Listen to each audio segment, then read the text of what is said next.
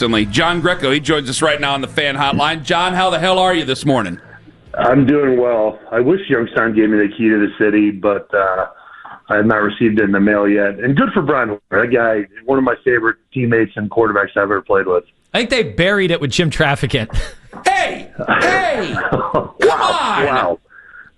What's your problem? He was very popular, was he not? What did Jimmy ever do to you? Leave Jimmy alone. Leave Jimmy alone. He got a lot of things done. At that Air Force Base, what the hell did you ever do over there in Chesterland? Okay? Jimmy alone. Hi, John. It's good to talk to you. Hello. Good morning. What did you think of Sunday? Share the entire thought of it, obviously, with Shedeur as well. Big excitement. With disappointment, I hate to see a guy get hurt, and Dylan Gabriel going into the protocol. Immediately followed by excitement. I wanted to see what Shedeur Sanders, how he looked, if he had poise and if he was under control, and see how his teammates and everybody around him would have reacted, and see what the play calling looked like. And he looked like a guy that was getting thrown into the fire for the first time as a rookie, and it's tough to really give him a fair assessment given the situation he was thrown in, but that's the reality of the NFL. You have to be ready at a moment's notice. You never know when you could be, sitting on the sidelines with an earpiece on and a ball cap and then thrown into the fire. Some of his comments that he hasn't, taken a lot of snaps with those guys and hasn't thrown to some of the receivers. True, but a reality. So I'm excited to see what, that young man looks like with a full week of preparation and game plan. I watched the Raiders game last night, and I'm optimistic. I mean, Myles Garrett's going to have 7 sacks probably, and I would assume that Geno Smith's going to continue that trend of throwing interceptions to our defense. So he should have a lot of opportunities, and as long as they don't do anything stupid and turn the ball over, let up a punt return touchdown or something goofy, I think Shedeur should be in a good position and have a good opportunity to lead this offense to hopefully a win. What do you think they will do with that offense to change it around? Because, again, I always reference the Ian Rappaport report from about a month ago where they're like, yeah, well, he's going to play, but they want him to start when he plays, which might be backwards of how we all think. But, again, it's the Browns. And it said that they were going to do a lot to change the offense for him. So what do you think that would do, and what would that do to the rest of the offense having to do that in a week? I'm not sure how much you can reinvent the wheel in a week's time, especially when you're going on the road. I would think some of the wrinkles that maybe the offensive staff had in the back of the playbook or on that big menu card that they hold on the sidelines, some of those things might reappear. But gosh, I'd like to see them kind of refocus and get back to more of a balanced attack. And, Quinshon Judkins has shown signs that, he's got that breakaway ability and the ability to bust a big play. But a lot of the times he's getting hit in the backfield. And, there's a variety of reasons for that. But, they have to soften these defenses up. And we've talked about on your show before that defenses are just playing heavy box and saying, hey, look, we're not going to let you beat us with the run. Throw it over our heads. Make plays down the field, and they just haven't done that. So maybe this week you'll start to see Shedeur attack downfield and throw to Jerry Jeudy and Cedric Tillman and some of the other guys and feature the tight ends maybe down the middle and attack the middle of the field and make them pay for maybe trying to sneak a safety into the box. So, I'd love to see them try to break a few runs early and then hit them over the head with play action, over the top with play action, or just, really soften that defense. And I think once they start to do that more consistently, that's when they'll become more of a balanced attack. And you'll see those those rushes, instead of getting hit right at the line of scrimmage or in the backfield, because there's so much traffic, you'll see the running back have better success. And that's only going to help Shedeur. So what are they going to do? Maybe I don't know if they're going to necessarily get him on the move or create more of a moving pocket, but they have to protect because Shedeur likes to drop deep, and when things aren't going well, he has a tendency to bail and run back, which is kind of a tackler's worst nightmare. Guard, we love it. I want that guy to be 10, 15 yards back in the backfield. But, see if they're going to try to move the pocket a little bit and get him out in space, or if it's just going to be a day in the pocket where we're buckling up on offensive line and protecting and seeing if Shedeur can deliver. But I don't know how much the playbook's going to evolve, if they're going to sprinkle in some trick plays here and there, which they love to do, but I would just like to see them more balanced. John Greco with us. So you as a former player, it seems like every former player has been asked and given some sort of understanding on how reps work for backups in this league. Obviously, there are different situations, and the Browns have a very, very different situation. So what was it like for quarterbacks, for young quarterbacks, whatever? What was it like when you were in the league, and is it the right way to do things? Yeah, I've been around teams that have tried to find ways to get young quarterbacks and backups reps with the first group, but it's like on Friday they get 2 plays at the end of the practice. It's not much, and playing center during center quarterback exchange at the beginning of the practice, you would at least take snaps with each quarterback, even the practice squad guy, because you just never know. And it just, gets everybody used to working with everyone. You have to hear different cadences, which is another thing that nobody really talks about. But as far as that operation, you try to get that at the beginning of every practice. But to your point, Anthony, this is a unique situation. And, they were getting Dylan Gabriel ready for the game plan and for that week's opponent and trying not to rob him of any opportunity to give him the best chance to succeed. Now, we can all argue, and it really does nothing for us whether they do that right or wrong. When I played, did I like to see the backup quarterback kind of get in and have a couple live reps? Because you never know. The quarterback's helmet could break, his chin strap can come loose, his shoe could come untied, and the backup is immediately thrown in there, and you have to be ready to go. So are there ways to get these guys more reps, opportunities?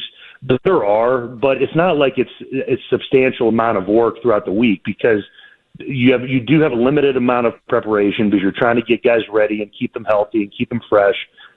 So it goes back to coaches saying, well, you have to get your reps in the meeting rooms and before and after practice. And I would see a lot of guys do that. You would take extra snaps with quarterbacks. You would see those guys throwing to each other, before and after practice sometimes. But really the work is done and the prep is done in the meeting room. But you can't replicate that until you actually take the reps on the field. So I know I'm talking out of both sides of my mouth, but it's hard to get those extra reps and steal those extra reps in the practice. It's just there's too much going on. There's too much preparation. There's too much that goes in the install to get you ready for the next week's opponent that it's hard to give everybody the proper reps. They're 2-8. What do you think the vets are thinking about this right now? I think they're thinking, look, we still have some games left, and here's the thing, because there's a lot of talk of now, draft, the draft next year, and what are we going to do? And we want the I guess highest pick, lowest pick, whatever, however you want to look at it. The coach, the players are not thinking that. They can care less about next year's draft. Those players everybody's in a different situation. They are trying to win and trying to do everything they can to show up, go to work, for each other and for themselves and their careers. You might be a guy that's long in the tooth and late in your career, and you don't want to go out this way, and you want to try to win a couple games and feel good about it and put a feather in your cap for the last time. Or you're a guy that's fighting for a job on this team or another team, next year. Or you're a contract guy that's trying to get paid, whether it be by the Browns or another team. So everybody's kind of has a different mindset. But if you're in the locker room right now, you're thinking, look, we're on another quarterback starting. Defensively, those guys got to be licking their chops. Like I'll just kind of echo what I said in the opening segment. The Raiders offensively turn the ball over. Geno Smith gets hit a lot. So our defense has been playing very, very well. They've let up a couple big plays, but look, they're human too. So defensively, nothing has changed there. They got to say, hey, we got to do our job like we've been doing all year and better. Let's try to get some more turnovers. Special teams is special teams, but offensively, those guys are saying, hey, look, the style might change a little bit with who's under center. He might be drifting a little bit more back. So those tackles have to know where the quarterback is in relationship to their pass sets. Guards and centers have to know that you're probably going to be getting more pressure now. You saw what Baltimore did late in the game, and that really kind of sped up the time clock in Shedeur's head and created a lot of havoc. So you have to know that the Raiders are going to try to pressure you. And that's the thing. And then it's how do we get the run game going? How do we score points? How do we win a game? That is the mindset. All right, John, you were talking about the running game, and I'm just curious about a creativity to the running game. Like, Quinshon Judkins is way too good to be averaging, in these games, like 3 yards a carry. And we all saw it. There were like 5 runs in the first half where I'm like, oh, he could be taking that to the house. And then you could see the talent there. You could see he has this vision. He falls forward. A lot of the good stuff that we liked about Nick Chubb, it's like Judkins has it. Yet, I understand the offensive line is giving them some issues as well. But how in the world is it that they're not getting a little more creative in the way they do things, especially a coaching staff, or at least a head coach, that I saw them run the ball with so many different guys years ago? Can I add something to that, John? Yeah. Are you asking creativity in the run game? Yes. How can they get more creative? I don't think you trust the quarterbacks. You don't trust really anybody else. Go ahead, John. Yeah, great question. I don't know. As far as creativity in the run game, it still comes back to, what style is it off tackle? Is it outside zone? And then you mix in some of the gap schemes to try to keep the defense off balance. It still comes down to execution. So there's so many things that have to go right to have a successful running game. And when you have a player like we do in a young running back, you got to create opportunities for him. But it gets frustrating when you give him the ball and there's an unblocked safety or an extra guy that's coming into the box, like I was talking about. And I know that it's hard to kind of accept that as an answer, but that is what a lot of it is. And then when the box is clean and we have the numbers and the advantage, you're seeing missed blocks or guys falling off late or guys getting beat up front. So there's a lot going on there that it's hard for me to just say, hey, it's this one thing.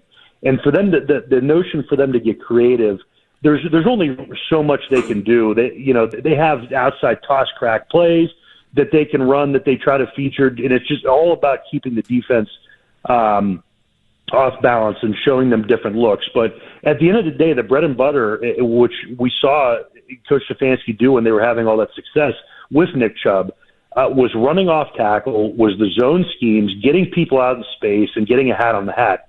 And they're just not doing that right now. And then even when you did have a hat on the hat, it's about one guy making an unblocked player miss. So you're seeing that right now, and that's kind of what I'll go back to. There's just a ton of traffic.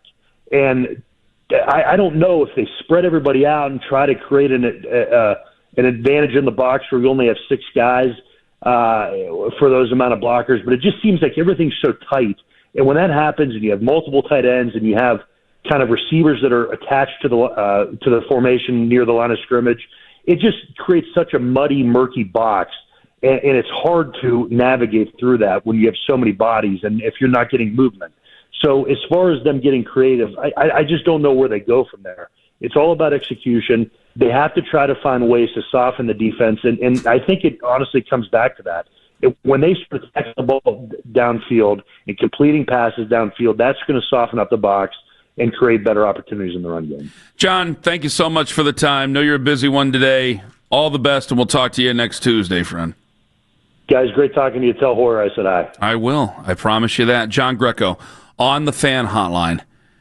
I don't know what you're expecting out of that run game. Yeah, here's what I'm thinking. Especially this week. I think it's going to have to be execution. I have read so much about how, I know we've had our problems going vertical down the field. It's actually a trend in the NFL. The teams are not able to beat the Tampa 2 right now because they can't protect. And so you're seeing a lot of stacked boxes. And so what are teams doing to, be able to adjust to a lot of that stuff? and it's all about the horizontal now. It's all about, and you see the way that people attack us. Yeah, you try to get the athletes and you get them out in space. And you do have, look, for whatever about Isaiah Bond, but he's got speed. You've got Corley, right? You've seen him bust some huge runs, so there's some creativity there. I just think the threat needs to be there more because we're not going to be able to do what like Kyle Shanahan's always able to do, which is, I don't care if they put 12 in the box. We can block that. These are home run hitters then. Because we have that much confidence. Well, we don't. We do not have that confidence to be able to block, 7 guys at the line, 8 guys in the box. We just don't have that, especially because you see, especially on the weak side, and they were doing this. The run blitzes. We always talk about just blitzes in general. They're basically run blitzes. Or they could double as either. You saw Kyle Hamilton. Now, he's one of the better defensive players in the entire NFL. Certainly, you can make the argument he's the most versatile defensive player in the NFL. He's coming on the backside. And it's just such a threat to get Judkins a yard behind the line of scrimmage. They got no chance. And I don't know what they do to be able to free that up because it's clear Judkins has talent. It's not like, we've got Trent Richardson here.